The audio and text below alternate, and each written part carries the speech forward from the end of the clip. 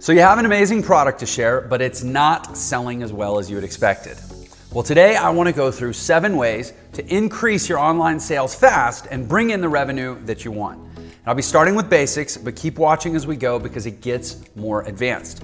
And by the way, go ahead and hit subscribe if you would, and give this video focusing on one product at a time and doing it really well.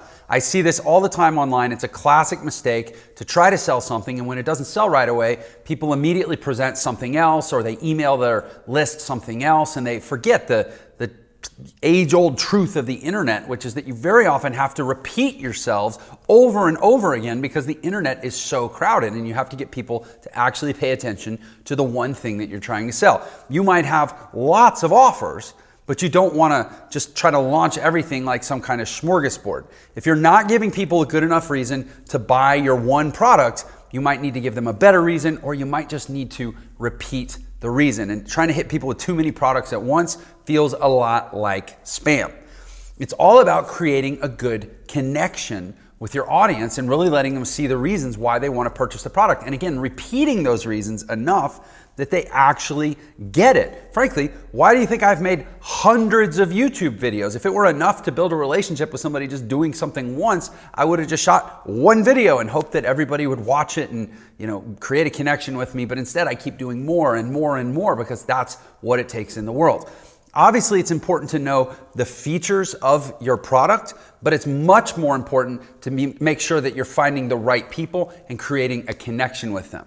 Let me use an example. Let's say you're a surf company and you have a range of different fins that are designed for different performance levels. Well, you could just try to sell all the different fins to all the different people and hope that the right person sees the right fin, but you're going to get a lot further selling one set of fins to one person. And eventually, if somebody's hearing that message and they go, well, that's not the right fin for me, they're not going to go, so screw it, I don't want to shop from these guys. They're going to go, well, let me go look and see what other options they have in their selection. But the point is, selling one product to one person is a better strategy than trying to sell all your products to hopefully everyone or hopefully anyone. Next is you want to learn good copywriting. People love to buy stuff. Just look around at our economy. People going out and buying powers the whole world, but they hate to be sold. So you want to learn how to write good copy and set up what's called a really compelling offer. For example, let's say you sell t-shirts with dogs on them. If you say 15% off dog-themed t-shirts, that's not bad necessarily, but it's going to get a lot further with the dog-loving audience if you say, every purchase of this t-shirt feeds 5 sheltered dogs for a week. And then rather than having to give 15% off, you can take that same 15% and donate it to dog shelters. Everybody's going to feel better about that. To get great ideas for offers, just check out your competitors. Here's the thing. The more of a competitor's ads or the more of a competitor's offers that you see, those are the ones you want to steal. You want to steal or at least learn from, copy and imitate and learn from the ones that you see over and over and over. Because if you keep seeing it over and over, that means it's working because they keep running it and there's money coming in, or else they couldn't afford to keep advertising that same offer. So find the ads that you see a lot of, see what they're doing, and then take it, tweak it, create your own version of it. Compelling copywriting is the #1 effective, money-making, powerful entrepreneurial skill that you can learn. I've heard hundreds of other successful entrepreneurs say that. I'm saying it, I believe it. It's learning good copywriting to get people to take action more than anything else has completely changed my life. And be really clear about what it is that you're asking them to do. Don't just say, do business with me. Don't say, come check us out. Get people to do one specific thing, like sign up for an email list, or use a discount code when they check out in a shopping cart, or review your product selection, or whatever it is. Be very specific. And the best copywriting doesn't just talk about what's in a product, it talks about the benefits. For example, when Apple first released the iPod, it came with 1 gigabyte of storage. But at that time, it wasn't like it is now where we say, well, how many gigs is your phone? Oh, I got the 256. Oh, I got the 512. At the time, nobody knew what gigabytes were. And so instead of saying, this iPod has 1 gigabyte of storage, they described the iPod as, this amazing little device holds 1,000 songs, and it goes right in my pocket. That made sense to people. That was the benefit, not just the feature. See what I'm saying? People don't buy because of logic, and they don't buy because of facts. People buy because of feelings and the benefit, what it's going to do for them. And a benefit is always either moving them away from pain or moving them towards pleasure, or something sometimes that can do a little bit of both. So here's another example. Instead of saying, this drill has 8 hours of battery life, well, I mean, that's cool, but you gotta connect those dots in your mind and say, well, what is that actually going to do for me? Just go ahead and say, this drill has an extreme battery life, so you won't have to be going up and down the ladder 100 times a day to change the batteries. That's the benefit. That's what it's actually going to do for someone. Okay? Next, you want to promote your products in online groups and forums. And these are great places to engage with customers on a personal level and know that you're engaging with your target market. 20% of Americans actually recommend or get recommendations of products in forums. And 33% of online marketers say that online forums are one of the best places to release new products or to attract new customers. And the nice thing about forums too is you can actually get feedback. They're a great place to not only test out new product ideas, get feedback, see if they resonate, promote your products, ask for feedback on your products, and know, again, that you're talking to people that could potentially be interested in your products. But the thing about forums is relationships tend to come first and sales only come later. Pretty much the number one tactic in forums is to have some kind of a signature where you put your product or your website in the signature, but you go try to add value in the group. There are some what they call buy and sell groups, particularly on Facebook. If you look at buy and sell groups in your particular niche or category, you'll find that. Try to find active groups that have a lot of activity going on, that have a lot of members. See how often people are posting, and make sure that you actually check the rules of the group so that you don't get banned or accused of using spammy tactics. And the fourth tactic is learning how to run advertisements on actual social media. Now, whoever your target audience is, no matter what product you're selling, I can virtually guarantee you they are active on social media, because social media, like pretty much everybody who's on the internet at all, is on social media. Facebook has almost 2.5 billion monthly active users.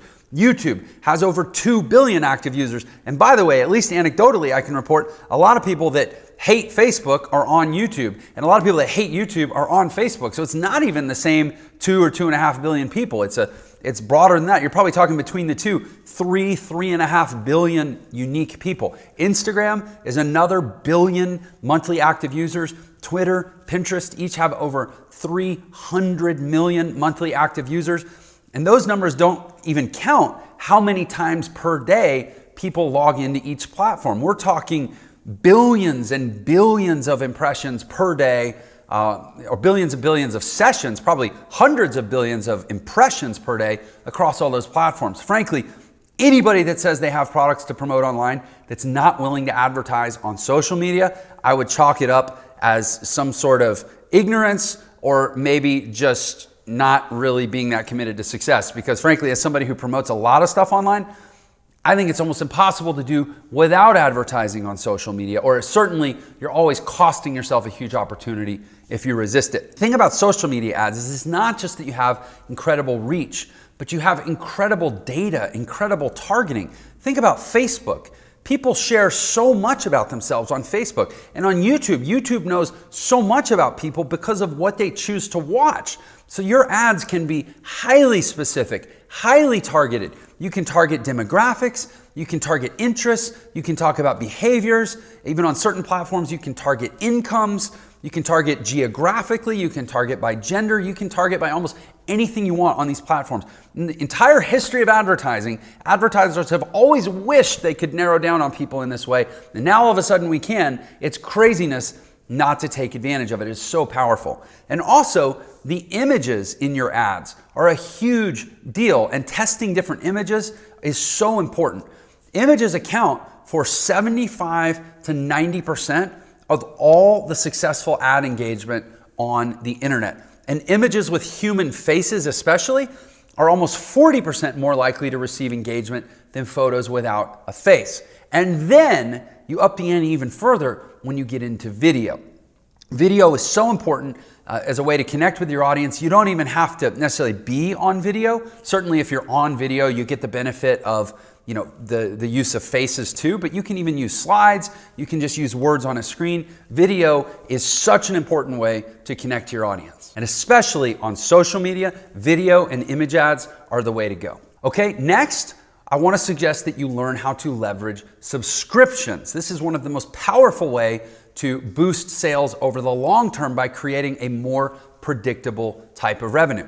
So depending on the product that you're selling, sometimes you could create a monthly or weekly subscription. Sometimes you might want to create a yearly subscription. And the thing is, most people, once they sign up for a subscription, they're usually going to stay with you because of there's a friction or a resistance associated with changing once they're on an ongoing basis. They have an ongoing relationship with a certain product or service provider. It's so much easier to stay with you than to go research and find another product. For example, think of web hosting. This is a great example of something that's extremely resistant to change.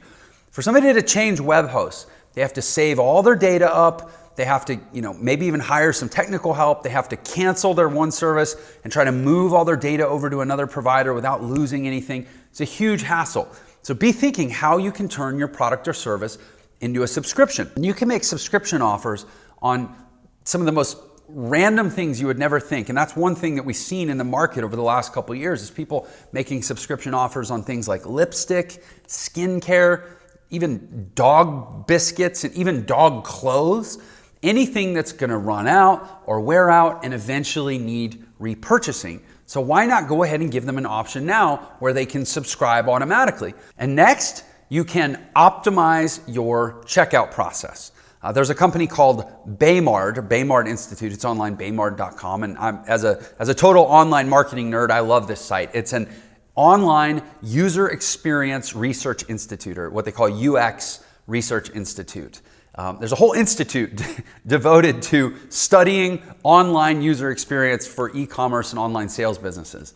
And they did a study on checkout pages. They did a sort of a mass study across a wide number of checkout pages. And they found that from optimizing this sample group of checkout pages, online stores were able to increase their sales by $260 billion.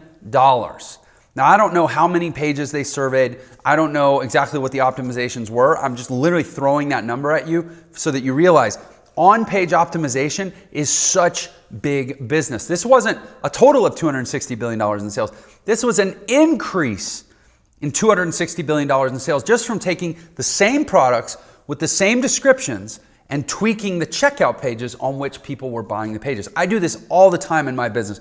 We are constantly split testing and tweaking and optimizing our checkout pages. We had one test, for example, where we took the percentage of people that land on the page that actually complete the checkout. We increased it by 25%. So by that point in our advertising, by that point in our sales process, that literally doubled the profitability of that one set of products just by getting 25% more people to actually complete the checkout on the checkout page. This is huge business. And the simplest way to do it is just remove anything that isn't necessary or that potentially slows somebody down or stops them in their tracks or makes them take an extra second or an extra step. Let's say on when you had them first come to your site, you asked them for their email address.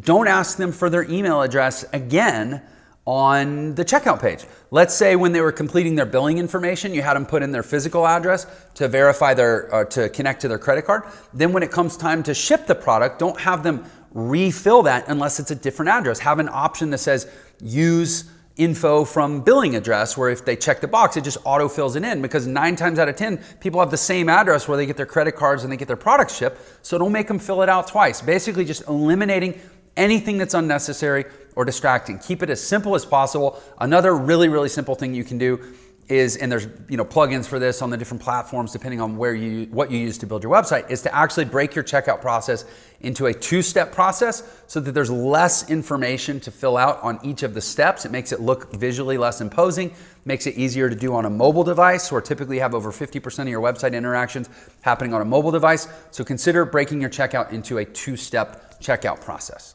Okay, and the next idea is to offer a referral program. So if someone's buying from your site, they probably know other people that have similar interests or a similar problem and might be interested in a similar solution. So create a referral program which rewards your customer for bringing somebody else to become your customer. And you can do this through a simple program called Referral Candy. You can do really simple things like say, give somebody 10 bucks or 20 bucks when they refer someone that also signs up and buys. Now the key, I see these referral programs all the time, and 90% of people or businesses do them in a relatively ineffective way.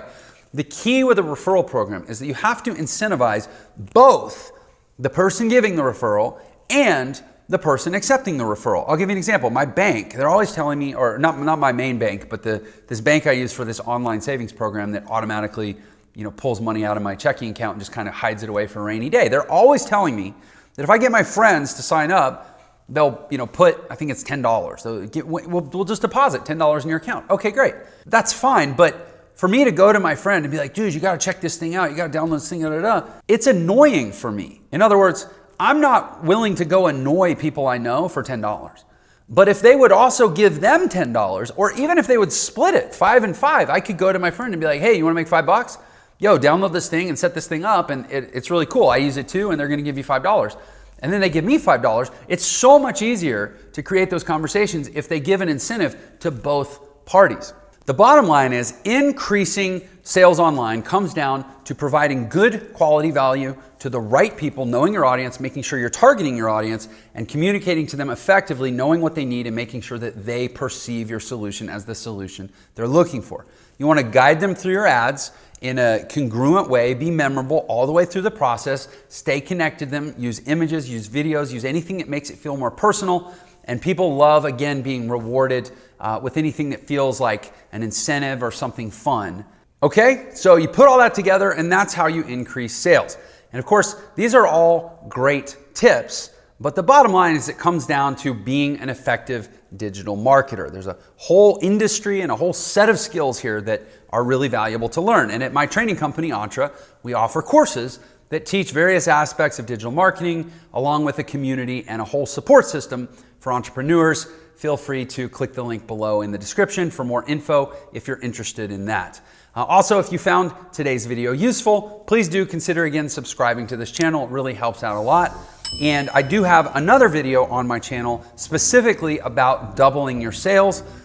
You might really enjoy it. I actually interviewed the #1 funnel designer in the ClickFunnels marketplace, which is one of the biggest marketplaces of sales funnels that people use to promote online products. This guy's sales funnels are the highest rated, and he's the #1 seller in that whole marketplace. His name is Blake Newbar. Definitely check that interview out if you want to double your product sales. Thank you for your time. I appreciate you watching, and I will see you on the next video. Take care.